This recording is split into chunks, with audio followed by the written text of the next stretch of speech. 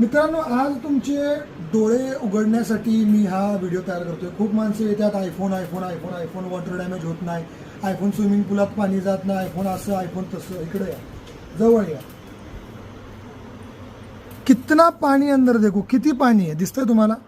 हे बघा, जरा अजून जवळनं दाखवतो. किती पाणी आहे, पाणीच पाणी. आंघोळ केल्या, आत्महत्या करत करत वाचला. डिस्प्ले ब्लँक झालाय, मोबाईल डेड झालाय. आता कंडिशन चेक करायची. ग्रीन डिस्प्ले झाला आहे बघा, पूर्ण ग्रीन झाला दिसतंय. तर सगळ्यांना माझी रिक्वेस्ट आहे, आयफोन हे वॉटरप्रूफ नसतो. आयफोन जेव्हा तुम्ही शोरूम घेता त्यावेळी 3-4 महिने वॉटर रेझिस्टन्स राहतो आणि वॉटर रेझिस्टन्स आणि वॉटरप्रूफमध्ये खूप फरक आहे, डिफरन्स आहे.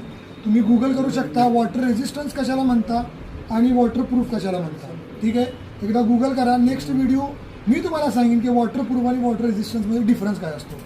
A to Z mobile repairing करा. Thank you very much.